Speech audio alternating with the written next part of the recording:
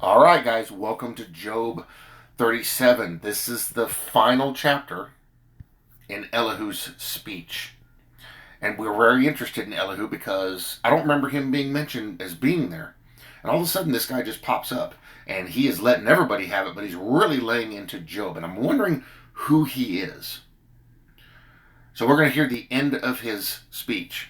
He said a lot of good things and a lot of true things, but some of the stuff it seems like he might be a little off on. We're going to find out what this guy's story is. And we're going to finish up his speech here because in the next chapter, the Lord speaks. At this also my heart trembles and leaps from its place. Hear attentively the thunder of his voice and the rumbling that comes from his mouth. He sends it forth unto the whole heaven, his lightning to the ends of the earth. After it a voice roars. He thunders at his majestic voice, and he does not restrain them when his voice is heard. Now that's interesting because way back they used to pay attention to the thunderstorms and listen to the thunder because they had an understanding that was the voice of God. And we look at it meteorologically as the sound that the lightning makes, the discharge of electricity makes. But I wonder if we've been hearing the voice of God the whole time and never realized it. See, we've lost a lot of understanding over the years. We think we always we always hold ourselves in a place where we think we've gained a lot in advancements in technology, and that we've gained nothing. In fact, we've gone backwards in our understanding because we should be better than this, and we're not. I think we've lost a lot of understanding over the 2,000 years. But you know what? The Lord's going to take care of that. But when we read the Bible, we gain some of that back. It starts to change our perspective. I know after reading stuff like this, whenever a thunder comes, I listen. I listen to it. Just because the word reminds me of it, I'm much more focused now on what that's doing. Even if I'm doing a video and I hear it, I'm like one ear is listening to it. God thunders marvelously with his voice. He does great things which we cannot comprehend. That's true. For he says to the snow, fall on the earth. Likewise to the gentle rain and the heavy rain of his strength. He seals the hand of every man, that all men may know his work. This is interesting because it almost sounds like this person knows God personally and specifically. Because some of this referencing is elsewhere in the Bible. The beasts go into dens and remain in their lairs. Hibernation.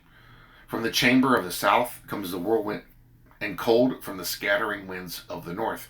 By the breath of God, ice is given, and the broad waters are frozen. Give me just 1 second, please. Okay.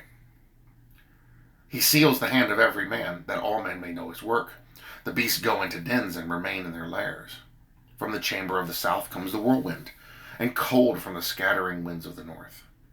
By the breath of God ice is given, and the broad waters are frozen. Also with moisture he saturates the thick clouds. He scatters his bright clouds, and they swirl about, being turned by his guidance, that they may do whatever he commands them on the face of the whole earth. He causes it to come, whether for correction, or for his land, or for mercy. That's interesting. So now when you go outside and you look at the clouds and you wonder, when you think about this, he's saying this is what God has done. You look at it. We now look at these things differently. Look at what the Lord's doing. And it's funny because I always had this impression that sunsets and sunrises were painted by God. Look what God is doing. It's an ever-changing picture. And I love it. They're amazing. So we walk around today and the weather is nothing to us because man has degraded it down. The majesty of it he's degraded it down to just a meteorological event, but it's God speaking. It's God working in nature around us.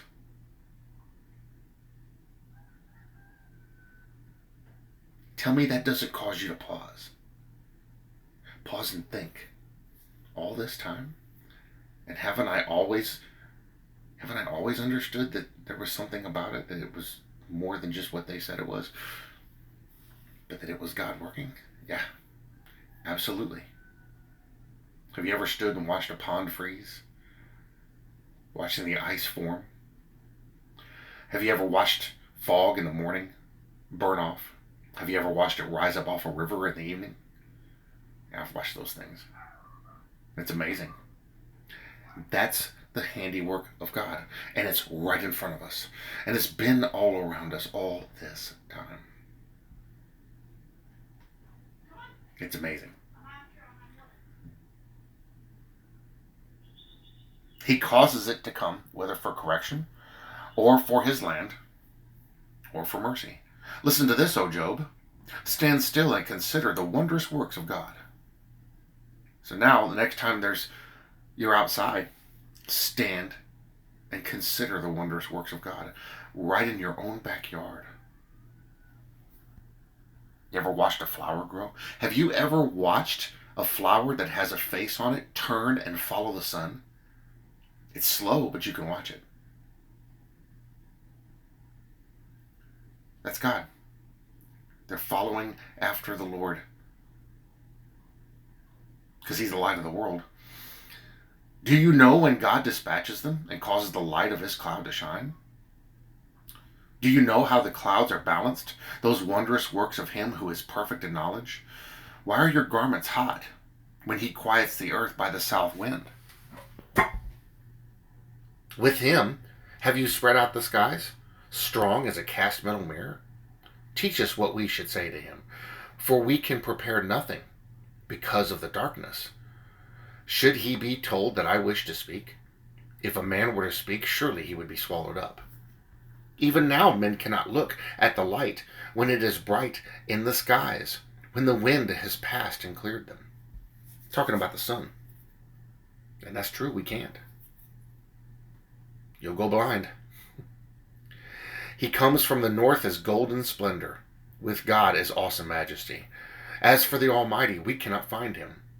He is excellent in power, in judgment, and abundant justice. He does not oppress. Therefore men fear him. He shows no partiality to any who are wise of heart. Very smart and very astute young man.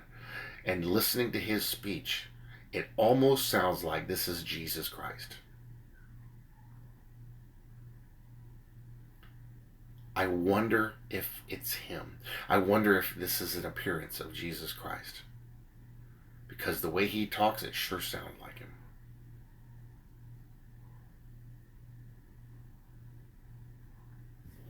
Let's try something here.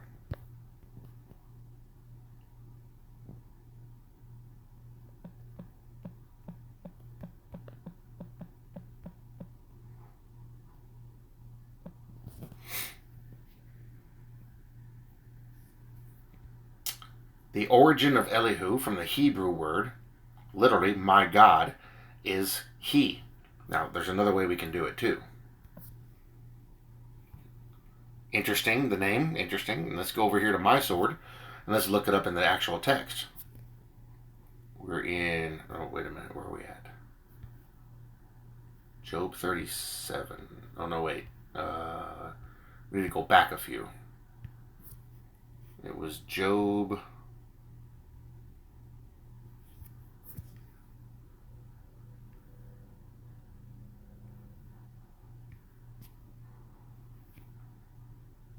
like Job 35, I think.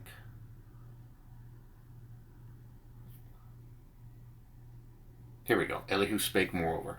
So I'm looking at the word Elihu, and we're going to open this up. Hebrews 4:5-3. Elihu, he is my God. Interesting name here. The younger man who rebuked Job and his three friends. An Ephraimite, Samuel's great-grandfather. A Manassite warrior chief for David, son of Shemaiah, and Korite gatekeeper, David's brother.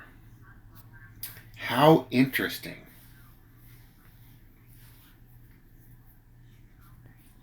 Interesting individual here. So there's something more to Elihu, and he is obviously a fixture in biblical history. How have we not heard much about him? Well, he was there and very smart. But see, there are people in the Bible that had great influence in the people who were named that were never named or very briefly named. So there's more to learn from Elihu. Obviously, he knows what he's talking about. Obviously, he's very smart. Now, when reading how he was addressing Job, it seemed like he was cutting Job to the quick. Now, there may be a reason for that. There may be a reason why that is happening. We'll learn more in the following couple of chapters. We only have a few chapters left. Let's see, it's 38, 39, 40, 41. Actually, got a bunch of chapters left, so we have a whole bunch. But Elihu's very interesting speech he's making here, and I find it very curious. And then his name also very interesting.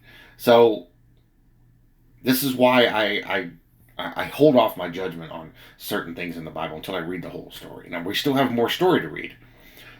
God may speak on Elihu's behalf in this, but yeah, this is interesting to see. And there's times in the Bible where I wonder if certain individuals aren't specifically the way they are for specific purposes of leading others. And it may be this the case with Elihu. He's preparing the way for the Lord to come. John the Baptist did that for Jesus, prepared the people's understanding. I wonder if Elihu is doing that because now the next chapter the Lord comes and he speaks. Interesting.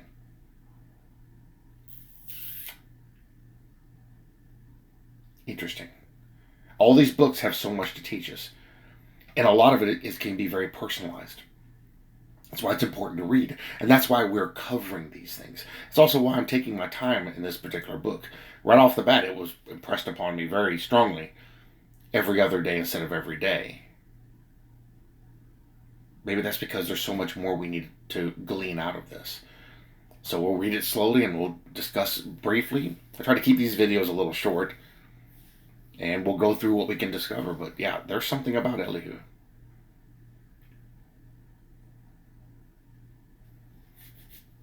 Definitely something about this man. This is one of the ones we don't know much about, but evidently was right there in all the stuff going on. And so we'll see if he pops up anywhere else, and maybe later we'll dig a little deeper. But that's Job 37, guys. Tomorrow, or day after tomorrow, will be Job 38. The Lord reveals his omnipotence to Job, because then the Lord answers out of a whirlwind right there. So we'll see. We're going to see what happens. But I love it because it's exciting, especially when you don't read ahead. I'm anxious to read ahead, but I don't, because I want to discover it at the same time we discover it. Because it just may be one of those aha moments that pop up. And we'll see. But this guy, Elihu, is a very interesting character. And it would be interesting to see where else he pops up in the Bible and speaks, and see what he says and learn some more from him. But again, there's people out there that nobody ever hears about that end up having, for some reason, seem like they have great influence on those around them who are mentioned specifically in the Bible. This, I think, is one of those people. So guys, that was Job 37. Thank you all for watching. I'll see you in the next one.